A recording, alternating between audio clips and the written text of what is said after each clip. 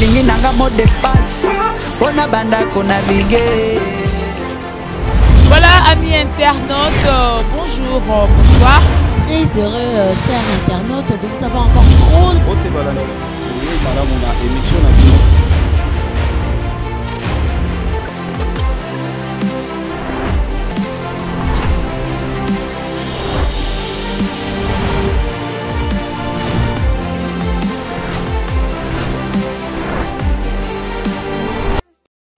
Ok.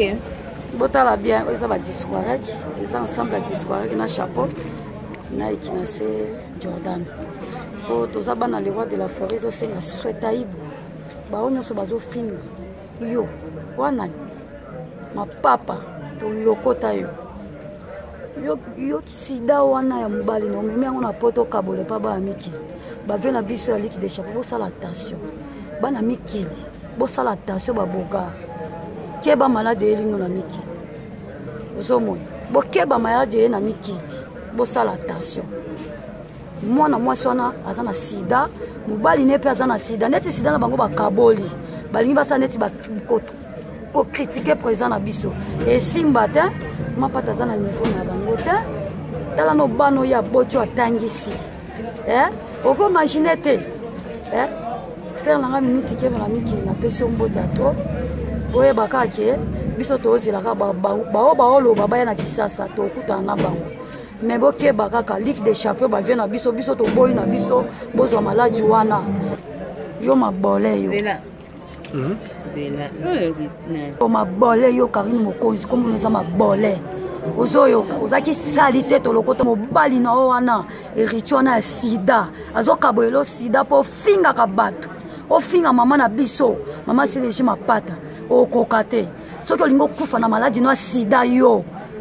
na mobali no bomi kufa na maladi ya sida wana bomeka te pa le roi de la forêt bomeka te pa mama na biso si régime apata bozoyo keza ngai Elize Bokota pire petit awera son na beti ba discourage mobimba tina ba chapeau ozoyo na bango na eloko te mobali na yo azana sida ericheneti erichazo tinda yo o finga de kutu musique nezo simba na ngote générique et simité siko boko suka wapi bozo kabula na kaba sida mais na lobi kaka attention na mikili et pas ya ba vient na biso ya ligue des champions na boy na ngabozo malade ya sida na boy na ngabozo malade ya sida po mwana mwasa na zana sida ya lokutate azana sida et Richard PC déjà sida ozoyoka okanga na lobi yango wana deja soyoki elongi na nga yango oyo tinde Richard lukanga na lobi ke Richard azana sida apesa yo sida wana. Merci mais atomoni ozayo mote pe apoza mpanzo ko bakisa nini wa ngai elo wana obakisa pona mambo oyo Karine Mokonzi mabole kwa lobaki n'importe quoi na moment si déjà mampata nga mona ngai naza nga vai na ngola biso bano bundela le roi de la forêt le lote banda makila banda papa nanga bano ko bundela le roi de la forêt tinga mope na ye na makambango donc na uti angola na uti sango na eboye na ye awa na yoka ba suite na wana le kana na émission na crashler na no mabole ana ye tia zoya na ba répétition wana zo fana na kota ipeni kuna ba Karine Mokonzi wana lelo ya bana ko crashler Big Boss le roi de la forêt abana pe ko crashler mama Sylvie mama pate mama pasteur mama bata ana problème na mutute aloba na été azani kamuna mutute Karine Mokonzi moni yo ndenge kozongela Kishasa ko comprendre te yebaka ngo ndenge kozongela Kishasa ko comprendre te mutu ozo sakana wana oyebi position na été yebango vient biso Big Boss le roi de la forêt aza chef de coutumier chef coutumier ozo comprendre donc yebaka ngo chef coutumier na za bongo aza lié na bato belé ozo comprendre ba chef spirituel bazana donc yo osutuka ndoko ya na Kishasa ko comprendre te nga omona nga Isa Konko Mutamba démon rouge mala Isa yoka o mala Isa mala jino Isa te mais mala Isa Konko Mutamba leki atora gaza na Luanda nga yo bon vient nga meta bon na mbote na ngai na bana poto tout ya ba vient nga Ligue des Champions ba maman nga Ligue des Champions donc moi président maman Claudine Kinwa ba mbote belé vient nga Robert Kinzondi ba mbote belé vient nga président de poule mon cher ba mbote belé soda ya Big Boss le roi de la forêt yo Igwe donc maman Sylvie Mampata ma pasteur ba mbote belé because le roi de la forêt soda yo bisa ko mutamba donc to saka pona ko bundela ka likambo ya wenge pona ko bundela ka likambo ya mouvement donc ilo na yena opusana no baka mabole yo na yebite okobata mawapi ata na poto kuna na yebike ozaya kobata mapo bazo luka yo déjà ozaya kobata ma bona kinia akutu na batu no wana bisanga na yo mais yo zelo ko mona suite bon on va la mandater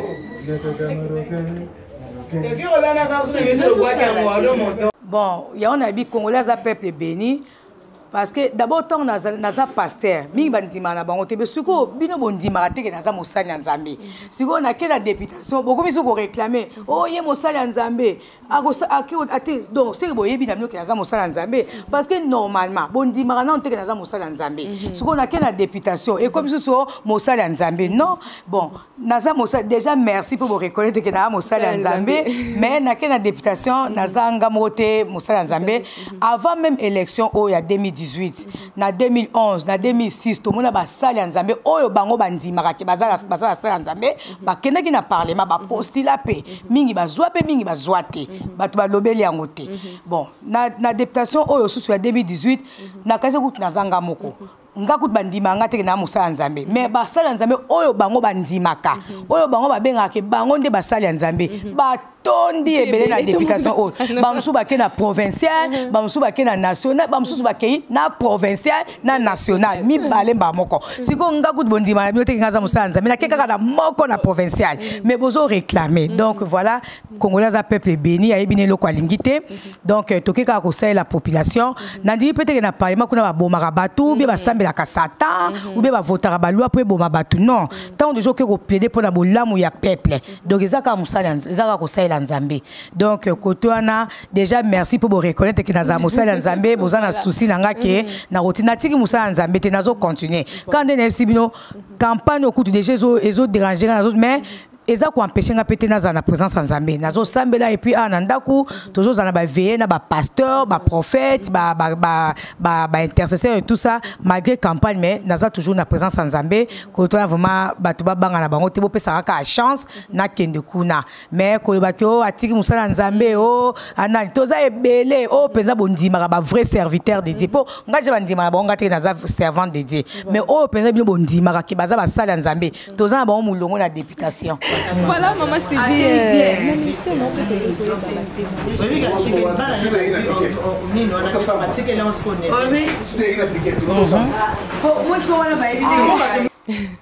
Bolamu ebonga bato balobela yo nga loba toujours que ministère nanga na osala ngo chantage te Saint-Esprit a témoignera nga na yeso que ministère nanga année prochaine na ngolo nzambe na koksa 14 ans alors nazana ba témoignage oyo nga na kopesa te me batu bango mo ba opesa o nzamba sala batu na nzaya nanga donc baza ebele mingi baza pe déjà na poto na prophétisa pour na batu ba voyage baza na poto na prophétisa pour na batu ko bota baza na bana donc na prophétisa batu ba mission ba guérison et salama parce que nga nzamba sala nga en tout cas wana na ko bomba ngote po mokili ko boya ondima mais nazo mi lobela naza na don spécial nzamba pesa nga ya makambo ebele mais bato baleka na se ya makonanga na ministère amiable ba ko témoigner ba moko nini o nzamba sana ba baza ebele eza ebele mukonza ba permettre ke botambwisa micro na bato baleka na ministère nanga ba hôtel no ke nzamba zenga na ko lekisa ba témoignage na ba télévision te pona tapa pona parce que eza lokumu nzambe eza te biso to sala ngo nzambe ne mta sala ko po bonde la pona mutu pe mutu apa monelo te po nzambe a permettre na été mais tant o bonde pona mutu et que mutu na moni loboko nzambe c'est que nzambe mta sali alors yango moninga na saka ba chantage te na koko lekisa ba témoignage na télévision te pour attirer ba pour ba kopesa nga mbongo to ba osomela nga ndako les gens dépendent nzamba zwa lokumu voilà donc ba témoignage c'est belé voilà ma Sylvie ezana question suka na ngina tuna o meka un peu ko éclaircir ba congolais nyonso et puis surtout bana kitambo parce que mingi ba ebio na kombo ya Sylvie Mampata Masaki mais na ba fiche tozomona Sylvie Pata Masaki na ebité place no meka un peu ko éclaircir bana kitambo mingi po et ko tia bango pe na confusion na vote et puis numéro ya vote. OK. Comment on ezali Masaki Mpata Sylvie, comment on soit famille hein, famille Masaki. Mpata Sylvie. Donc, il y a un peu de fiche, tout ça, panneau, tout ça. Naza numéro 13. Donc, Bana Kitambo, Serre Nabino Yeyo, Mère Nabino, je sais pas, Leki Nabino, Coco Nabino. Bakoko nanga pele bite su bazali susu kaka bakoko po koko nanga papa aboti papa biso ayeba na komba mbasi batanga o tu nanga te mbasi batanga la sini mbasi batanga po to ba Kongo te donc yazaki omoni magasin Kitambo tambo ba mindele ba yaka ba série wana siko koko nanga wana azaka gérant ya ba mindele wana na magasin alors azaki loko azaki mwana Kitambo omoni kaka tso boyebi kaka place mo boye mwana na Kitambo azambo okele so boluka bo defa to bo senga siko koko na so te mazaki un vrai gestionnaire avec asoki batu ba ye ntimba po koko na so komeza ntimba ya omoni papa biso komeza masaki ntimba makanda koko na so azaki lipasa ntimba tozana besoin de defa so ta tomate te mbasi mundele batanga donc basi batanga donc lobi bakotanga donc lobi mundele akokonte ya wana Kongo etikalaki mbasi batanga donc papa na biso pe na Kitambo po atubaye baye bazao bakaka sacré mwana mbasi batanga donc biso pe basaki tant to botami so bakoko Kitambo ba monso bakoko mbasi batanga donc voilà donc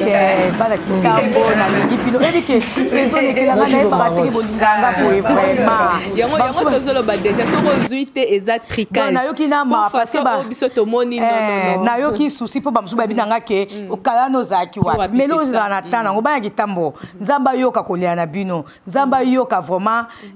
posa obo talisi po nanga vraiment yo mo moni ba pano pe na esiko matate ezo continuer ka ko mata donc nazo yamba ba yaya ba donc makasi o kama ko base ko ezo sala ma yango moko na yebi ku tuté so na suka ndeni vraiment Kitambo déjà merci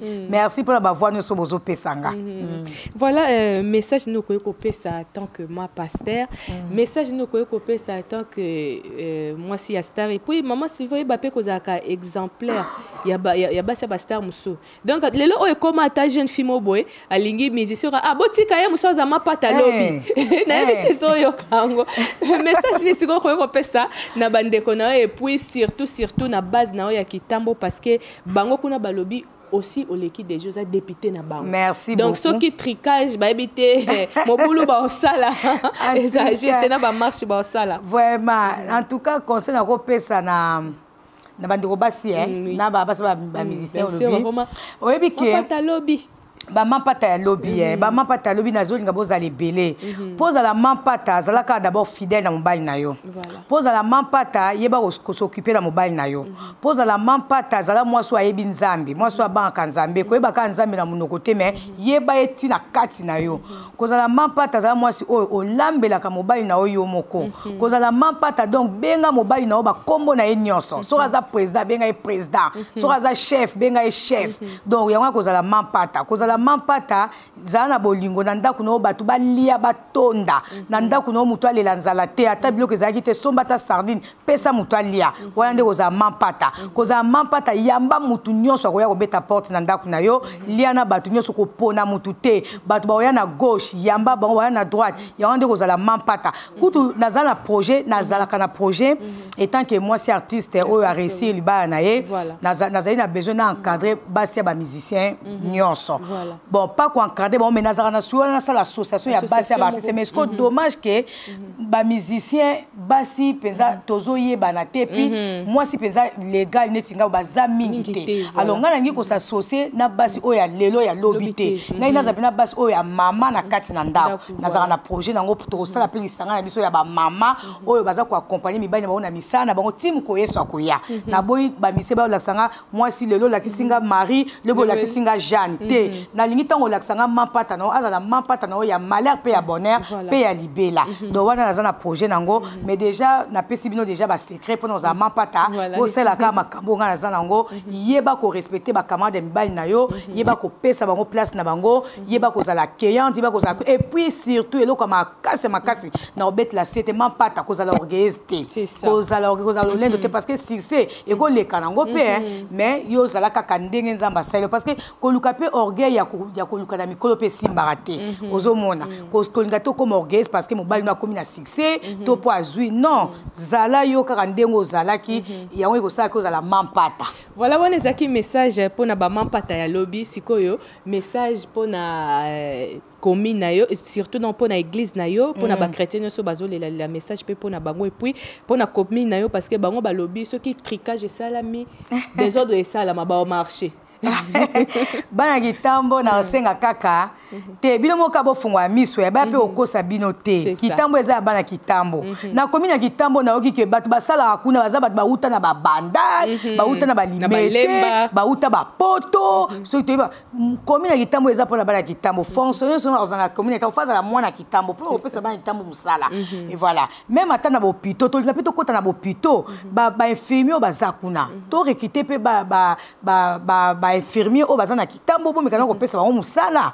mon nyoso na ka dans kaba kitambo fongo la mise ba ida bo bozo pa c'est pas mampata te bozo mona donc faut voter nga kaka donc yango ana bo voter massivement vraiment bana kitambo candidat na bino ba ide o ka pa bana kitambo na nga kaka et puis nazo senga bango vraiment encore une fois merci et puis pona bandimi na ngate bandimi ya ministère miap boza ebele bo panzani ba chrétien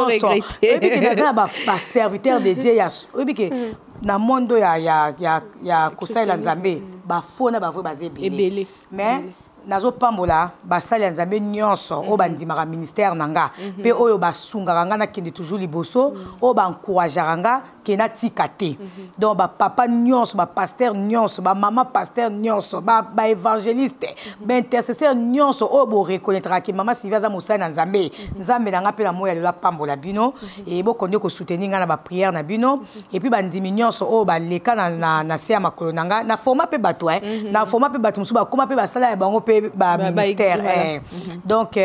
na zawana bo konyo ko soutenir nga na ba prière omoni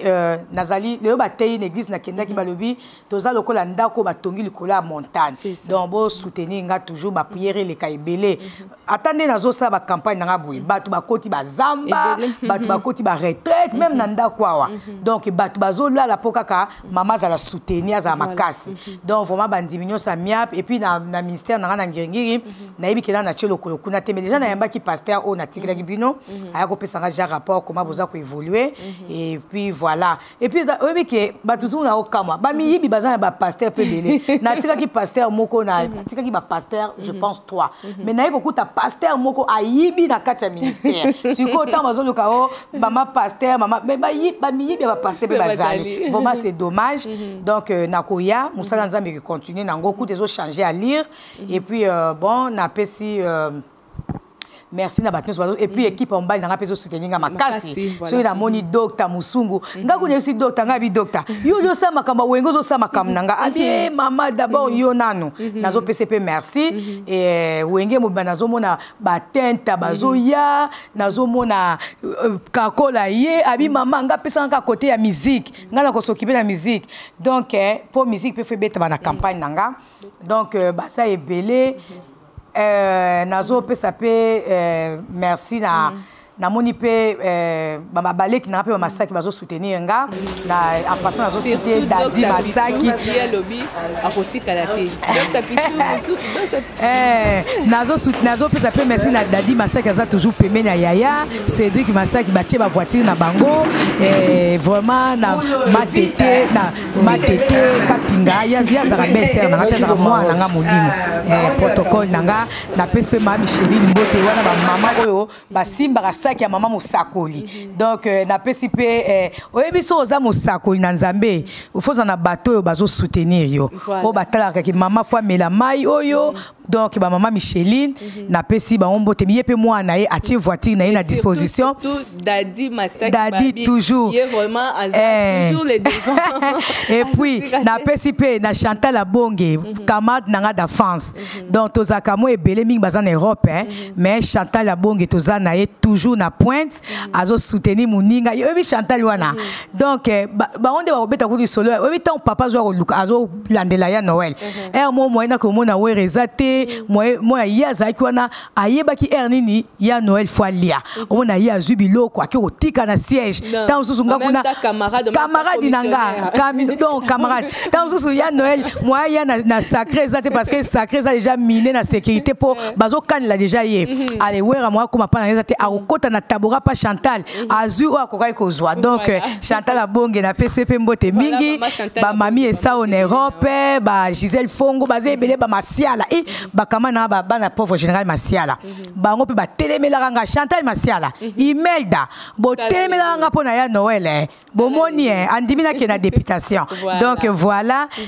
ba na pesi mbote na cordon papi mvula donc yende donc na ebité cordon papi mvula na pamboli paye na PCP merci na nyo sazo sala pona nga donc nazo emo ezo sanga pe parce na bino bozo tika makambo ya président ndereni bozaka tuka kota mama ko bokabola bonika kota mama ndereni donc babite mama tozana na souci na yo donc bango nyonso na pesi bango mbote mingi vraiment nzambe apambola bango. Merci beaucoup maman Sylvie Mampata, merci beaucoup na nalingi nanga mot de passe